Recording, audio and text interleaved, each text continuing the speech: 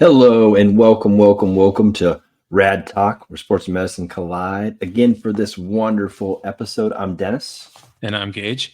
And I think for the second week in a row, I'm going to get us started here. Usually leave these duties up to Dennis.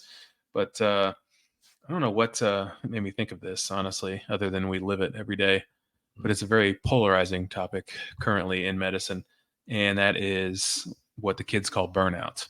So I thought today we could discuss a little bit as to why we think burnout is so prevalent in healthcare specifically, since that's where you and I work. But I'll get us started. So the first one for me, I think, is workload. Like it's hard to explain, from a radiologist perspective, like how busy, like what's a busy day for a radiologist. But I mean, we're being asked to do so much more. It's so crazy how much, especially if you think of like most of my attendings were, late 90s, 2000s, like earlier, when they trained. So volumes weren't as heavy. But when you think of what we have to do now, the amount of volume we have to read is incredible. And I know that's not specific to radiology. First thing is easily volume. I don't know how it is in ultrasound, but I'm assuming it's similar. Yeah. I think everybody's getting burned out. There's which we'll touch on later, I guess. But I mean, you hit burnout, and the reasons why is definitely, I think, understaffing and Hmm. different. I think that leads to it too. I mean, if you were staffed appropriately, that maybe you wouldn't be so tired. Yeah. um, I mean, they're just asking, we've mentioned several times before, I don't know if it was you specifically or some of your friends are being asked to take less to do the same job. mhm, So now you're asking everyone in healthcare to do more, mhm, see more patients, do more scans, all this, that, but you're going to pay us less. You're going to mhm, give us less resources. mhm. So I think for me, that's the biggest contributor to burnout. I think, yeah, and I agree with you. I think burnout happens um, pay wise because you feel like you're undervalued because they're Hmm. underpaying you. I think burnout happens because you're understaffed, so Yeah. you're overworking yourself, and then I think burnout happens along with um, the people who are understaffed are also don't feel appreciated. Yeah. They're getting understaffed and they're getting thrown pizza You're parties. getting fucking, yeah, pizza parties. Like, come on, guys, we're not six. And so they're saying, we appreciate you, here's candy or pizza Slice of what- pizza. or whatever it is, and you're like, you know I don't feel like you care about me. You're not That's not how you show that you care. And I don't know what, aside from bringing on more staff, which I'm Yeah. sure hopefully they're trying to do, but I know in some instances they're not. Some Yeah. places, they have FTEs, full-time equivalents, and they're choosing to not fill them because it helps make you look like you're making more money. Yeah. If I have less people on staff Hmm. or doing more work, then we're technically bringing in more money, but then that's showing that we have a higher need. But if you're not bringing it on, you makes your department look better. Makes your department look more profitable. Maybe that particular manager, director, um, is being looked at like, wow, Yeah. look at the productivity there, because it's everything's managed with the productivity level. So they'll look at, if you're doing as an example, like if you're doing 30 scans a day, if you're doing 100 reads a day, whatever it is, and they say, Hmm. well, your productivity level is just like crazy. Your Yeah. productivity is 150%. You're like, yeah, because we need another person. Yeah. Like, I don't want to be at 150%. That means I'm overworking my staff. My staff is tired. And so optimally, you want to obviously be at 100%. Sometimes if you're overworking people, it's just it's a recipe for disaster, especially Yeah. if they don't feel appreciated. It's only a matter of time. I think that kind of leads into another aspect, which is administration. Mm, There, if you work in medicine, you know that the C-level suites, those kind of people are way overpaid to do nothing, frankly. mm, But mm, from even an administrative perspective, in the sense that as doctors, everyone, like the amount of paperwork you now have to do, to document everything you need to document to get paid for. And I don't have to, radiologists don't do charts, right? But a mm, lot of doctors have to take work home. So mhm. can chart for the patients they had just because they're seeing too many patients. So they're just going from room to room to room. So then they have to take all their extra work home, which means you're at work when you're at home. So that takes Mhm. from the so-called work-life balance, right? So you're taking time away from your kids, family, things you would rather be doing, which you should be doing. You shouldn't be working after work if you're not getting paid for it. Mhm. So I think the mental toll. I think medicine's not really a physical job. I mean, ultrasound, I guess for you it Mhm. can be, but Yeah. for the most part, it's mental. So you're just spending all this mental energy. You get slammed at work all day, taking Mhm. phone calls, reading scans, doing all this other shit that you'd way more at a level you shouldn't be doing it at.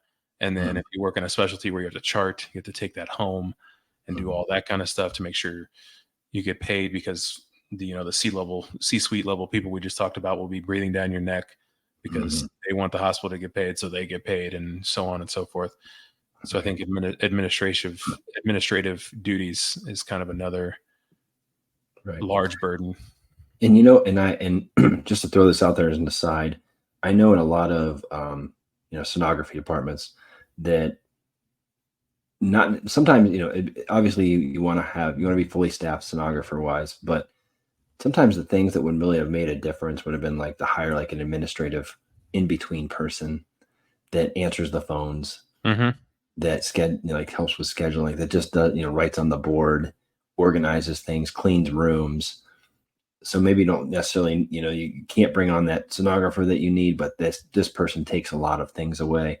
Just kind of management's way of saying like, hey, we care, we're trying. Whether Yeah, whether you just bring somebody else from another department to kind of help, like it just the whole pizza party yeah. It's concept is dog shit. It's it's stupid. I don't know who came up with it, but and it's probably the same person that came up with which was a good slogan, in the height of COVID with the healthcare heroes and things like that. yeah, But and they're they're heroes, but it's like I don't know, it doesn't feel like management really.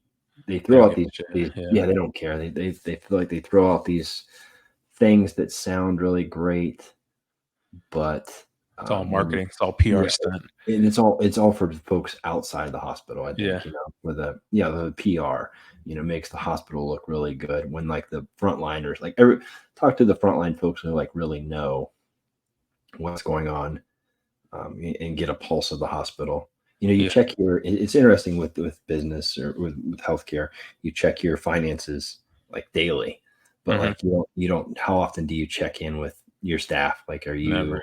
you, Yeah. and there's some good management and there's, a lot of bad.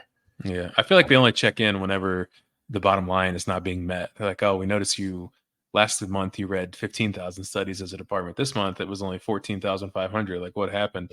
And you're just like, "Well, man, thing it's life." I Yeah. just feel like it's only in the stick. You don't get I guess the carrot on the other end, but you always get the stick. Hmm. So it drives me insane. I think another thing that for me personally, I think other doctors probably as well, that I didn't realize until I was on my own, was the stress of making the decision, right? Like, the decision. Like, I read a CT abdomen pelvis. Hmm. Do I call something? Do I not call something? I know that it's about to affect one, how the ordering provider is like Hmm. perceives it, like how it's going to change their treatment options or whatever. So the stress of being like making the decision and knowing it's going to affect the patient, because that's what it's Hmm. all about. It's just Right. not something you're ever prepared for in training, because there's always someone above you that final signs the report. So Hmm. even if you're a resident that takes overnight call and you're by yourself, I mean, as long as, I mean, you can kill people obviously, because if you make the wrong call initially, but as long as you get them through the night, someone else is going to take the Hmm. onus of that report in the morning. Right. So for me, it's a big deal, because sometimes I Yeah. think about studies for a long time. I'm like, man, did I make the right call? I'll go back like a week later and see what they ended up doing Right. for the patient. So I think for other doctors, maybe techs as well, but Hmm. doctors for sure, I know, especially young doctors, we agonize over every Hmm. call that we either do or don't make. Which is which you care, you do that because you care, and then you think about management doing the things that they do, and you're like, Mhm. like we care so much about our patients, and it's our job to take care of the patients, and it's the management's job to then take care of us. Yeah, And it's like and maybe that's where the disconnect is like you feel like you care, and you feel like they don't. you don't care about me. Why? Sometimes you feel like they make decisions in direct opposite. Hmm. This is actually hurting the patient. You're like, this is Yeah. not what I signed up for.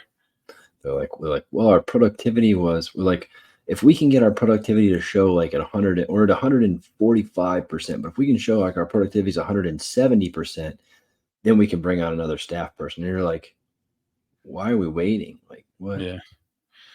I mean, that gets into like the business of healthcare. It's Yeah. become insurance companies and all this. They just make it a business. Yeah. So, Yeah, very much so.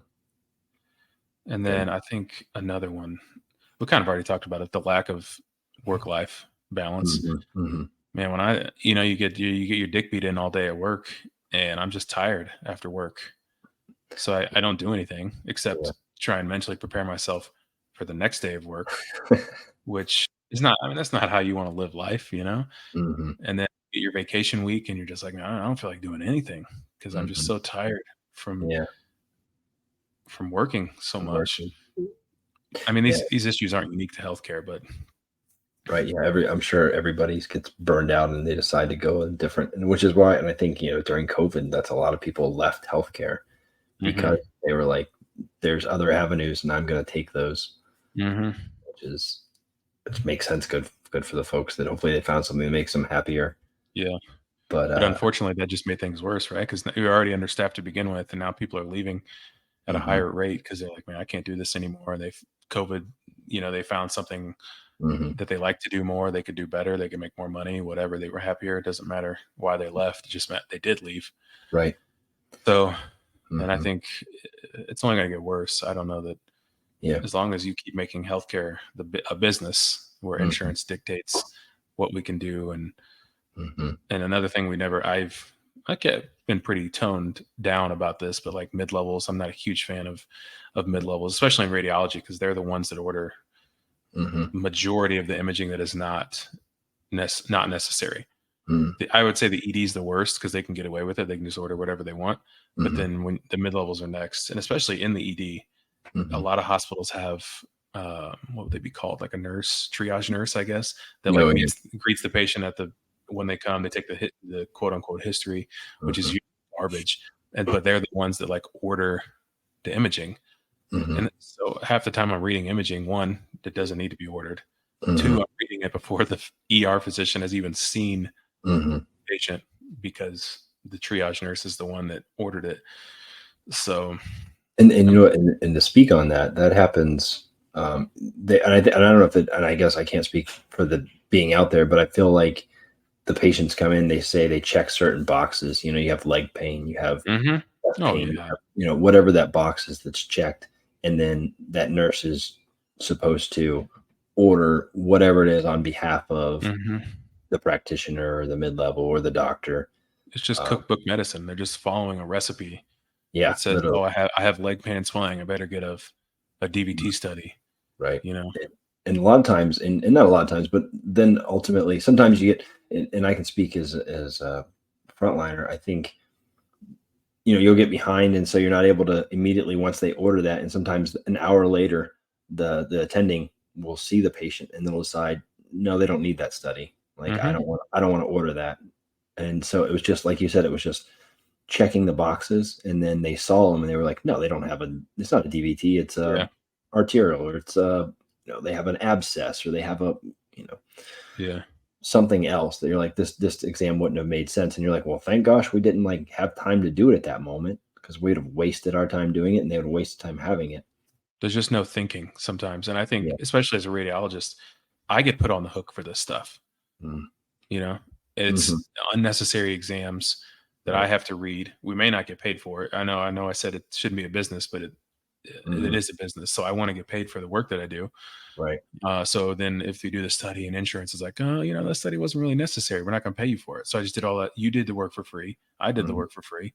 Right. So there's no thinking. I get put on the hook, and it makes our list I don't even know what percentage, but I would say a vast majority of what we read is probably not indicated, especially Mm, out of the ER. It's not. mhm. It's like a ground level fall, and they just get the, you know, Everything. Yeah. CT all the way down. I'm like, Right. guys, you have to use some. Like, there's just no Common sense. logical thinking at all. And I think it's a big issue with, you'll hear a lot of young doctors like myself, especially radiologists, say that we've become like the physical exam, right? So they just order it and they're like, you tell me what's wrong with the patient. Mhm. So, I mean, when you see like this is kind of a very niche specific tangent, but when you see like the CTA chest, abdomen, CTA chest, and then they also get the abdomen pelvis with it, that is like the number one clue that they have no fucking idea what they're doing. They don't know what they're looking for. They're just like, you tell me what's wrong with the patient. Mhm. And so I think all of this is just to say that we're kind of doing it to ourselves, right? These mid levels over Mhm. ordering, causing us to work more, you guys to work more. Mhm. So this just gets into the volume is too much. You're understaffed, and it's something I struggle with now. Is like, I think a lot of young doctors do, especially in radiology, like Mhm. reading exams you don't need to read. You just get pissed off about it, or you look Mhm. at the history and you're like, man, this is not indicated. So it's just something. It will Which fade, right? But which goes into the full circle of this is burnout. This yeah, is list.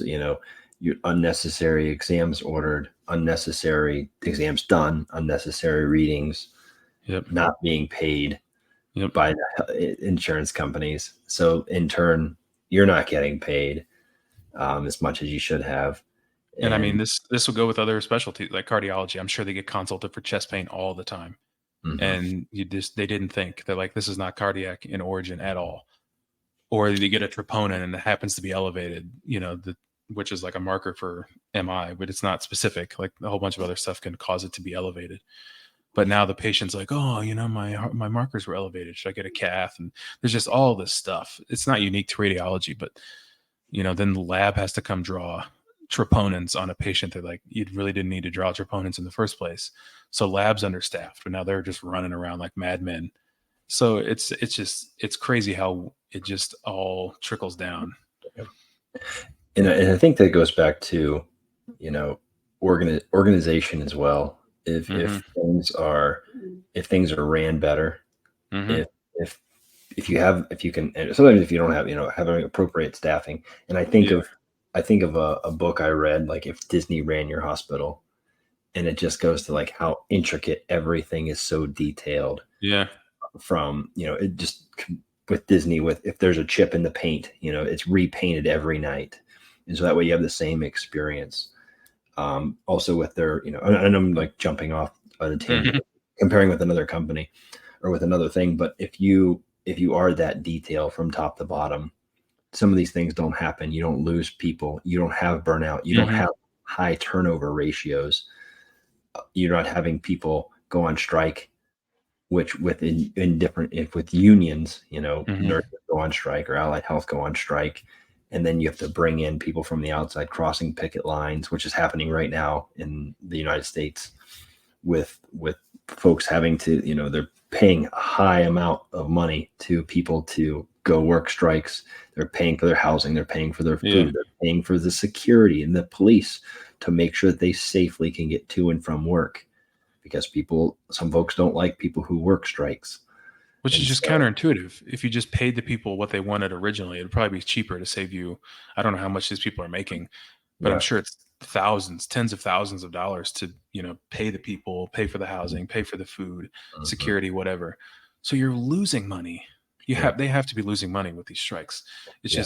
It seems so counterintuitive and stupid. Like, And you think about it, you're like, grand scheme of things, like I want to be a business, I want to be a hospital for forever. mm-hmm, And so if I want to do something for forever, like pay your people appropriately, take care of mm-hmm, your people appropriately. You know, Sometimes it takes hard decisions, make the hard decisions, but yeah, take care of your good staff, take care of your people, and in turn they'll take care of the patients. And and feel a part of something. You want to feel part of something that's special. You work at this special healthcare institution yeah, versus you work at a healthcare institution where it's like known for bad exams or just bad garbage. this or Yeah. bad, customer service, whatever it is. Like, people are And I think proud where they work. I think people would even take less. Like I would take less money to work at a hospital that's like well ran. They treat Mhm, everybody well. You know, mhm. there's not all this red political tape is just not there, as Right. opposed to going somewhere and making more. But it's like you said, poor exams, it's poorly run. Like Mhm. I just don't see how they don't see like Well, just basic concepts. what's interesting is I think, and I don't know the exact one, but I think last time I looked it up was pay was like top five, and so there's like so many other things that are more Hmm. important to Oh, you mean people. as to like what they were looking at for Yeah, jobs? what you're looking Yeah. for a job. You're looking for opportunity for growth. You're Hmm. looking for opportunity to do different things. You're looking to be, the number one piece, the number one reason why people quit their jobs is their manager or their boss. Like that's Shitty management. the number Yeah. one reason. Like Yeah. it's not pay. It's not number one. It's the boss because people will stick it out with people that they want to be around um, for less money Hmm. if their bosses care. Um, but if you have a crummy boss, then all of a sudden everything else starts. Well, I have a crummy boss, and then I work at a crummy place, and then Yeah. I get paid well, It's and just like then one bad seed gets planted and then it's all down the takes line. off. But if you have that one good, and then people are like, okay, well, like we're in this together. Yeah. You have it's kind of like that. I, I've had know a lot of people in the military and like that brotherhood, sisterhood. Like Hmm. they're the people who risk their lives for our country are incredibly underpaid for what Oh risking their yeah. lives. Yeah. But like they're your brothers and your sisters, and they take care of each other, and um, yeah, The camaraderie. Yeah. the It's camaraderie. Yeah, yeah. Like I'm willing to lay my life down for you, yeah.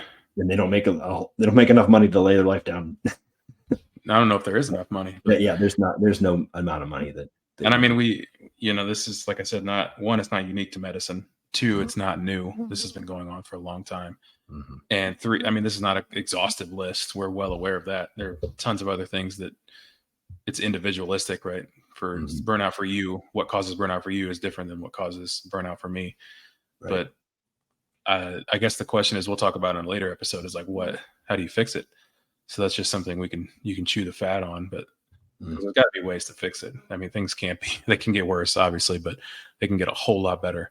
So mhm. someone smarter than us has to come up with something Yeah. because they're running medicine into the ground, running doctors, techs, and there's everybody from except administration, everyone that does majority of the frontline work is just getting run to the ground. Right. And there are, and you don't say all administrators because there's some Yeah, yeah, good bosses, yeah. there's some good people that work hard and do some good jobs. I just think that as a general, if a place is poorly run, it starts from the top down. Hmm. So that whether they're, I've worked in places where when I was, very low in the totem pole with very high up people, and you can just see they'll say something, and then as it trickles down the vision, like it just gets changed and changed and Yeah, changed and yeah, changed, yeah. and the next thing you know, by the time it gets to the bottom, you're like, there's many times that I was like, this is not what the meeting was, like what we wanted to do according to the meeting, but like this is how this manager took that message and Hmm. ran with it, and you're like, this is, man, Yep. okay. And like that game of telephone that just Yeah, makes you things. start with one thing, and by the end, it's a completely different. And this gets into something we don't have to talk about, extensively, but that we talked about off camera in putting people that have done the job in the position to manage the job, right? Mhm. So obviously, I speak through the lens of a physician. Physicians don't have they're not well represented when it comes to these C-level suites. Most of like your CEOs, your COOs, all those they're not physicians. So Mhm. you have people that have like a business degree that have no idea how this shit runs on a day-to-day basis, trying Right. to run the stuff. Right. So this gets into like maybe techs and nurses and doctors are the ones that Mhm. should be in these upper level Yep. positions because they do it on a daily basis.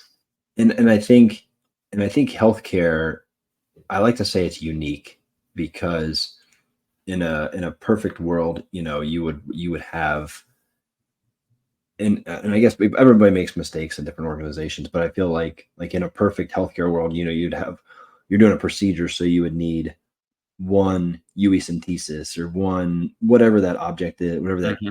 thing Yeah. is, but like somebody drops it, or something happens and it doesn't work correctly, so you need another one and you need another one. And so having that person in the role who's been in these procedures and been in a part of these healthcare Hmm. operations and has worked with, because we're not working with customers here, we're working Yeah. with patients who are sometimes deathly sick.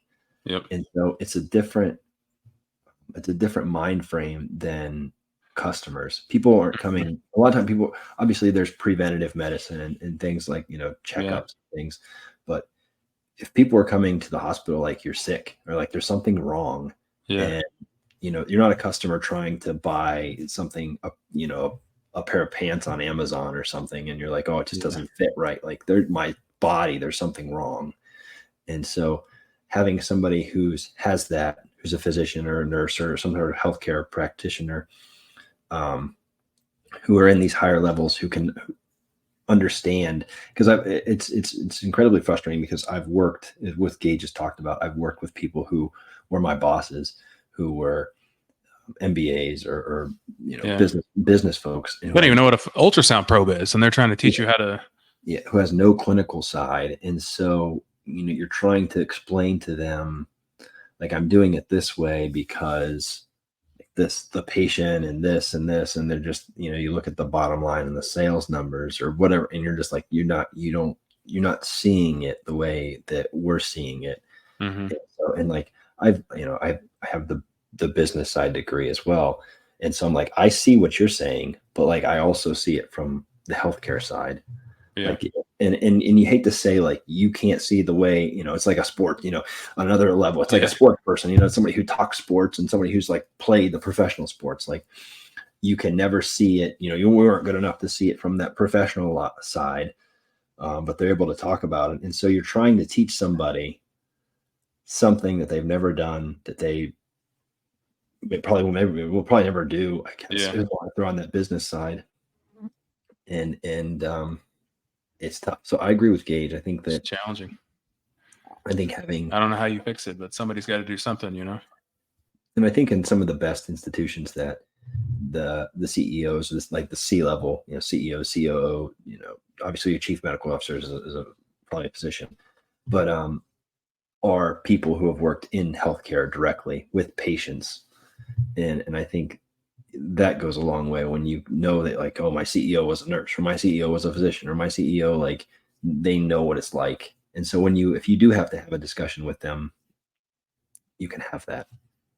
Um, Yeah. yeah.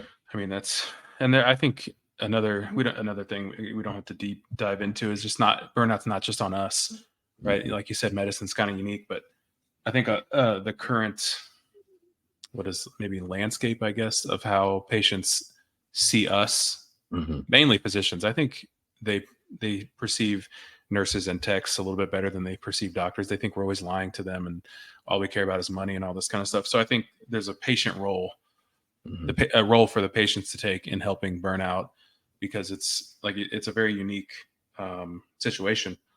Mhm. When patients come to the hospital, they expect it to be like a 5-star resort, Mhm. right? One, two, they, especially in America, we just don't take care of ourselves. So Mhm. they're contributing to all these unnecessary tests that, we need to be focused more. I'm on a tangent, but we need to be focused more preventative medicine than, reactionary medicine, which we're just not in America. So, like I said, it's a very, by no means was this supposed to be like a complete list. It's a very complex issue that I don't know how to solve, Mhm. Yeah. but somebody has to figure it out. Yeah. And then back to the preventative medicine, I think that goes with our insurance companies.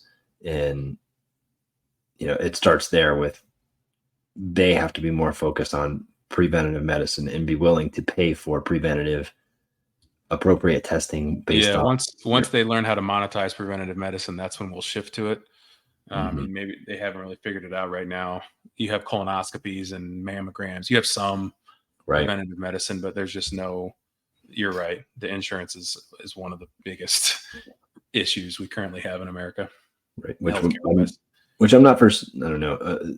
I know we're the only not socialized healthcare in the Hmm. Western hemisphere, Yeah, which I'm not pushing any politics or anything like yeah.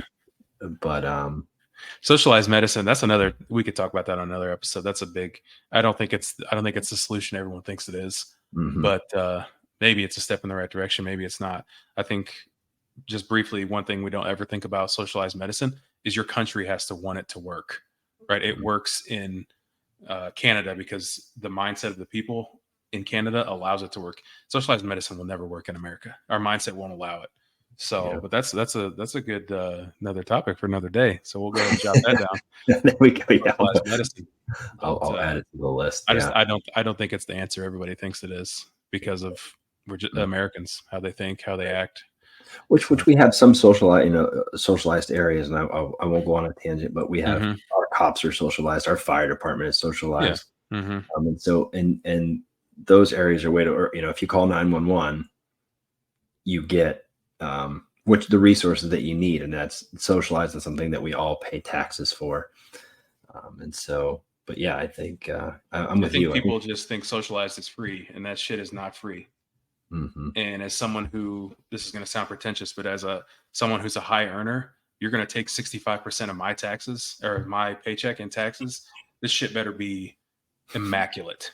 Hmm. I mean, healthcare is not the only thing I want for free if you're going to take that much money from me. Yeah, So, but it's, we got on a tangent. I think as usual. we got a little passionate. But question of the day, and this is a good one because Question of the day. it kind of goes into, it's money related. Mm. But but the question for today is, Mhm. if you're married with your partner, do you split finances? You have your own separate accounts, or is it a joint account and you guys both draw from it? Mm. I think the marriage. So I'll go based on of this, some of the things that I've heard. Mm-hmm. I think that from all of the like big money folks, they always say that you have separate accounts. Mm-hmm. Um, that's one of the That's what the big money folks say. What does Dennis say? and I think they're right. And I say that because I think finances is one of the top reasons for divorce. Yeah, of course. and Yeah, right. and and you don't want to, and I think you have separate accounts, whether that person puts money in that other account or however you have it set up, but I think the separate accounts is always the Yeah. answer, or whether somebody's each have your own jobs, however that frame works. But I think having a separate account as well as a joint account, I think you have a joint account too. I Oh, don't you think you're want a just, joint account too? yeah, Okay. I think you have both. I So think. you're riding the fence. And I think and I think that's the answer, though. I think you have your separate accounts, but I think you also think you have a joint account, whether that joint account pays for the housing or that pays Mm. for, you know, whatever that is. So as a professional fence rider, what are your thoughts on prenuptial agreements? Prenuptial agreements. I and so I think, okay, my professional fence rider. I think prenuptial agreements are important. I think if you have, especially one person who is incredibly wealthy, Mm-hmm. and they want to protect, whether you're Jeff Bezos, I think if you're Jeff Yeah, Bezos and yeah, you've accumulated this wealth, the richest person in the world, whatever it is, yeah, and you want to protect half your wealth, then I think that's important for you to do. But I think it's obviously important for your partner to agree on, and so on both sides there. Um, yeah. yeah, yeah. I mean, I think for me, my answer is opposite of yours. I think everything is separate. I don't want a joint account. Mm, As someone who is a high income earner, I don't mhm. want my money mixed with anyone, like, at all. I feel very strongly in the sense that, I'm the one that went to medical school. I'm the one that went to residency. I'm the one that did all of this, right? So it's mine. Mhm. Um, I have no issue. Like, I'll pay for everything. Even, I just don't want a joint account.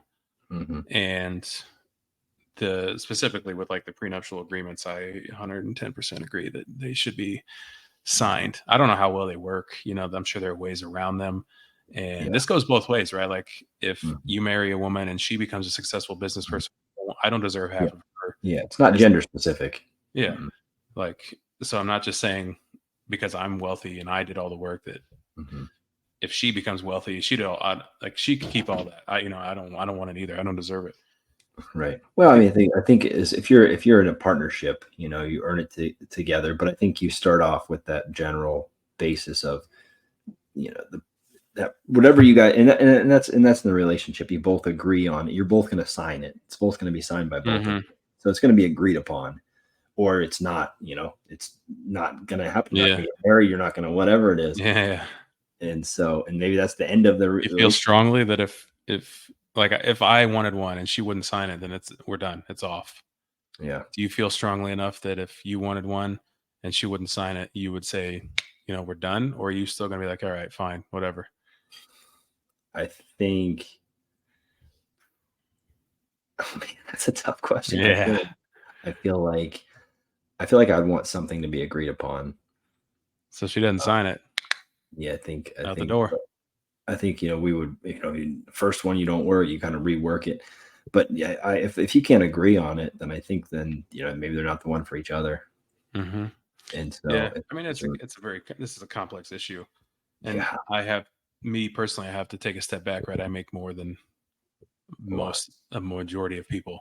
So I understand that two incomes is usually better than one. So people are often forced to uh, combine finances. You see a lot of stuff where men are disproportionately affected when it comes to the separation, right? So you guys get married, you combine everything. Then when you get divorced, it's usually the man that gets bent over, taken to task. Mhm. Jeff Bezos is the perfect example. He gave her so much money. She was like I don't know, top 10. She was one of the wealthiest people in the world after the Mhm. money he gave her. Yeah, And, you're going to have people like, oh, she deserved it. She was his wife, yada, yada, yada. Okay, maybe. Does she deserve to be like the fourth richest person in the world because that's what he gave her? Yeah, like, let's calm down a little bit. I don't know. Yeah, You can guess who did most of the footwork for Amazon, and it wasn't her. yeah, So yeah. I mean, this is something that he's built over it's time, and just, she was a part of, and so it's that's he didn't do the prenuptial, and so that's what he had to pay her, and that was what they deemed yeah, I mean, appropriate. she got what she felt like she was worth. I'm just saying, I Mhm. feel like men are a little bit more disproportionately affected when it comes to this kind of stuff. So I'm very wary of financial stuff with my status, my income. So Well, and I think any whether you're a man or a woman, if you're a high earner, you have to pay attention to to. be careful. Yeah. Yeah, you have to when it comes to your finances and your money, like pay attention, men, women, kids. Kids make a ton Hmm. of money. I mean, whatever you are, like pay attention to your finances. Yeah. No, yeah. By no means is this specific for men. It's just in Yeah, general. yeah, Watch your money. right. People will Yeah. come for it. I talk Mhm. about liability in medicine all the time. People will come for money whether you actually have it or not. If they perceive you to be rich, and I can't imagine being Jeff Bezos is a good example. Any kind of famous athlete, like I'm sure they get sued, quote unquote, sued for tons of stuff all the time, just because people are like, I know you have money, Right. and it's probably easier for them to be like, Just pay them and go I did, away. yeah, I didn't do this, but I'm just going to pay you so we don't go to court. Nothing, like I'll just pay you this money because I have it, and you reward bad behavior, and it works. You reward it enough, and it keeps going. So. This is true. All right, guys, thanks for tuning in for another episode of Rad Talk. Remember to like, comment, and subscribe if you enjoyed the content, and we'll see you in the next one.